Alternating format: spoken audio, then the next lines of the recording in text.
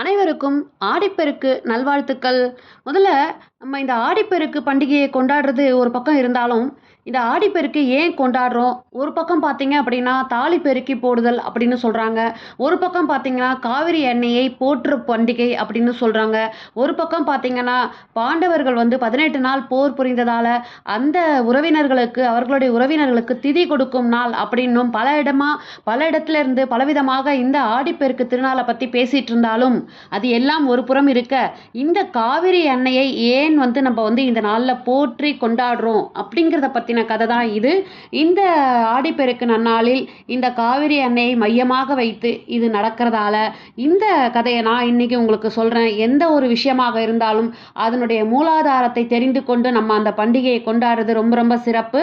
வாங்க அது என்ன கதை அப்படின்னு பார்த்துடலாம். காவிரி அப்படிங்கிற ஜீவ நதியை உருவாக்குறதுக்கு எப்படி மகரிஷி அகத்தியர் மற்றும் விநாயகர் உதவினாங்க அப்படிங்கிற புராண கதையிலிருந்து தான் இந்த கதை வருதுங்க. தமிழகத்துல பல மாவட்டங்களுக்கு வாழ்வாதாரமாக விளங்கக்கூடிய காவிரி ஆறு, இந்த காவிரியை கரை புரண்டு ஓட வழிவகை செய்தவர் வினைகளை தீர்க்கும் விநாயகர் அப்படின்னும் புராண கதைகள்ல சொல்லப்பட்டிருக்கு. இந்த காவிரி ஆறு தான் கர்நாடகா, தமிழ்நாடு, புதுச்சேரிகளின் பல பகுதிகளை செழிக்க வைக்கும் வாழ்வாதாரமாக விளங்குகின்றது. அப்படிப்பட்ட இந்த காவிரி உருவான புராண கதையை நம்ம இப்ப பார்த்துடலாம். இதன் மூலமாகத்தான் இந்த ஆடிப்பெருக்கு நன்னாள். இந்த நன்னாள்ல காவிரியை நம்ம எல்லோருமே காவிரி தாயை போற்றி வணங்குகின்றோம். வாங்க இப்ப கதைக்குள்ள போகலாம்.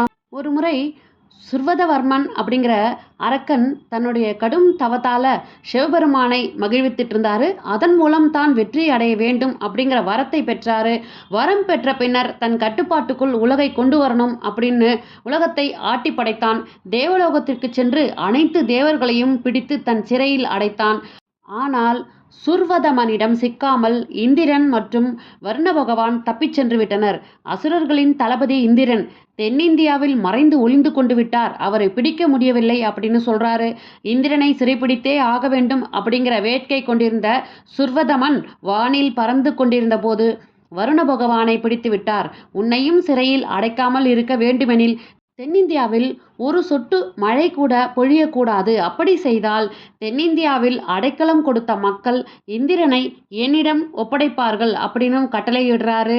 ஸோ அதுக்கப்புறம் பார்த்தீங்கன்னா, அதை செய்ய நிர்பந்திக்கப்பட்ட வர்ண பகவானால் தென்பகுதி மழை பொழிவதை நிறுத்துறாரு. யாருக்கும் மழை இல்லாமல் போயிடுது. இதனால் எல்லாமே வந்து நீரின்றி தென்பகுதி பாலைவனமாக மாறிடுது. தமிழை சிறப்பித்து கொண்டிருந்த அகத்திய முனிவர் மக்கள் படுற பாட்டை பொறுக்க முடியாமல் பிரம்மதேவரை நோக்கி தவம் இருக்கிறாரு. பிரம்மதேவர் பிரம்மன் காட்சி அளித்த போது தென்பகுதியை வளமாக்க வேண்டும் அப்படின்னு கேட்குறாரு. நீங்கள் சிவபெருமானிடம் முறையிடுங்கள் அப்படின்னு அவர் வந்து உங்களுக்கு உதவுவார் அப்படின்னு சொல்றாரு. சிவனை வேண்டிய அகத்தியருக்கு தன் தலையிலிருந்து செல்லும் கங்கையின் ஒரு பகுதியை அகத்தியருக்கு கொடுத்தார். அதை தன் கமண்டலத்தில் அடைத்து கொண்டு தென்பகுதிக்கு வந்தார் அகத்தியர். பாரதத்தின் தென்பகுதியை பார்க்க விரும்பிய கணேசன் மூஷிக வாகனத்தில் பின்தொடர்ந்து வந்தார்.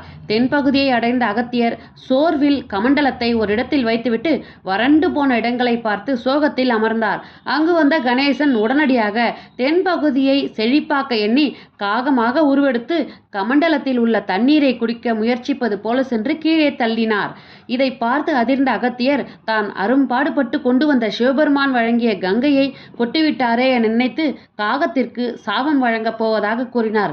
அப்போது தன் சொந்த உருவத்திற்கு திரும்பிய கணேசனை பார்த்தவுடன் கும்பிட்டார். விநாயகரோ தென்பகுதி வறண்டு கிடப்பதை பார்க்க முடியவில்லை. அதை உடனடியாக செழுமையாக்க நினைத்ததால் தான் இப்படி செய்தேன். அங்கே பாருங்கள், ஆறு பொங்கி வழிகின்றது அப்படின்னு சொல்றாரு. விநாயகர் காகமாக மாறி நீரை விரித்ததால் காவிரி என பெயர் பெறட்டும் அப்படின்னு அகத்தியர் சொல்றாரு.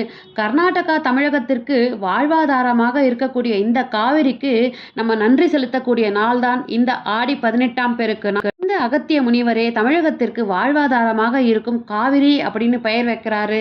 இப்படிப்பட்ட இவ்வளவு சிறப்புகள் மிக்க இந்த காவிரி அன்னையை நம்ம போற்றும் விதமாகத்தான் இந்த ஆடி 18ஆம் பெருக்கு இந்த நன்னாளில் மாலை நேரத்திலோ அல்லது காலை நேரத்திலோ நதிகள் இருக்கக்கூடிய அல்லது தண்ணீர் இருக்கக்கூடிய இடத்திற்கு சென்று நம்ம அந்த தண்ணீர் இருக்கக்கூடிய இடத்திற்கு பூஜைகள் செய்து அந்த இடத்தில் நம்ம பிள்ளையார் பிடித்து அந்த பிள்ளையாருக்கு நம்ம வந்து பூஜைகள் செய்து இந்த ஸ்லோகத்தை நம்ம சொல்லணும்.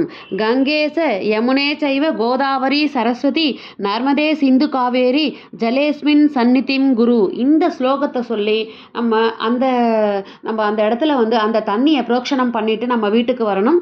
இது பண்ண முடியாதவங்க, எங்கள் ஏரியாலலாம் நாங்கள் இருக்கிற இடத்துல ஆறு தண்ணி குளம் இதெல்லாம் இல்லை அப்படின்னு நினைக்கிறவங்க காலையில் ஆடிப்பெருக்கு நன்னாளில் விநாயக பெருமானை மஞ்சளில் பிள்ளையார் பிடித்து வைத்து அருகம்புல்லால் அர்ச்சித்து அவருக்கு கொழுக்கட்டை காப்பரிசி சர்க்கரை பொங்கல் நிவேதனம் வைத்து நம்ம பெண்கள், அதாவது திருமணமான பெண்கள் தாலிக்கயிறு மாற்றிக்கொள்வார்கள் நல்ல நேரம் பார்த்து. அதற்கு பிறகு மாலை நேரத்தில் வீட்டில் வந்து நீங்கள் வந்து வெளியில் போய் பண்ண முடியாது அப்படின்னு நினைக்கிறவங்க இந்த பூஜையை வீட்டில் மாலை நேரத்தில் நீங்கள் ஒரு சின்ன கலச சொம்பு எடுத்துக்கோங்க. அது நிறைய நல்ல சுத்தமான தண்ணீரை நிரப்பிக்கோங்க. அதில் மஞ்சள் தூள், சிறிதளவு கல்லுப்பு, ஒரு சிட்டிகை கல்லுப்பு போட்டுக்கோங்க. அதுக்கப்புறம் பச்சை கற்பூரம், ஏலக்காய் இதை எல்லாத்தையும் போட்டுட்டு நீங்கள் வந்து அதன் மேலே கை வைத்து மூடிக்கொண்டு நீங்கள் உங்களுடைய கணவரின் நீண்ட ஆயுளுக்காகவும் உலக நன்மைக்காகவும் உங்கள் வீட்டில் இருக்கக்கூடிய எல்லோருடைய நன்மைக்காகவும் இந்த கங்கேச யமுனே சைவ கோதாவரி சரஸ்வதி நர்மதே சிந்து காவேரி ஜலேஸ்மின் சந்நிதிம் குரு இந்த மந்திரத்தை நீங்கள் 11 தடவை சொல்லிட்டு அந்த தண்ணியை நீங்கள் வந்து உங்கள் மேலேயும் மற்றவங்க வீட்டிலையும் மற்றவங்க மேலேயும் புரோக்ஷனம் பண்ணிவிட்டு மற்ற தண்ணியை வந்து நீங்கள் செடிகளில் கொட்டிடலாம். இன்றைக்குமே வடநாட்டிலலாம் பார்த்தீங்கன்னா அந்த நதிக்கரையிலலாம் பார்த்தீங்கன்னா மாலை நேரத்தில் இரவு நேரத்தில் பெண்கள் வந்து அந்த நதிக்கு பூஜைகள் செய்கிறத நம்ம பார்த்துருக்கோம். விளக்கேற்றி வைத்து பூஜைகள் செய்கிறத பார்த்துருக்கோம். நம்மளால் தினமும் பண்ண முடியலனாலும் வருடத்திற்கு ஒரு முறை நம்ம வீட்டில் இந்த மாதிரி செய்கிறதால காவிரி தாய்க்கு நம்ம வந்து மரியாதை செலுத்தும் விதமாக நம்ம இதை செய்யணும். வாய்ப்பு இருக்கிறவங்க இதை செஞ்சு பலன் பெறணும்னு கேட்டுக்கிட்டு ஆடிப்பெருக்கு நல்வாழ்த்துக்கள் மற்றும் ஒரு முறை தெரிவித்துக் கொள்கிறேன். நன்றி, வணக்கம். இந்த பதிவு பிடிச்சிருந்தா இந்த பதிவுக்கு ஒரு லைக் கொடுத்துட்டு உங்கள் ஃப்ரெண்ட்ஸ் அண்ட் ஃபேமிலிக்கு ஷேர் பண்ணி பாருங்கள். இது போன்ற ஆன்மீக தகவல்களை பெற நம்ம சேனலை உடனே சப்ஸ்கிரைப் பண்ணி சப்போர்ட் பண்ணுங்கள். இந்த ஆடிப்பெருக்கு பற்றிய புராண கதை மற்றும் 2 இருக்கின்றது. அது எனக்கு தெரியணும் அப்படின்னு நினைக்கிறவங்க, எனக்கு வேணும், எனக்கு இந்த கதையை சொல்லுங்கள் அப்படின்னு நினைக்கிறவங்க கமெண்ட் பாக்ஸில் கமெண்ட் பண்ணுங்கள்.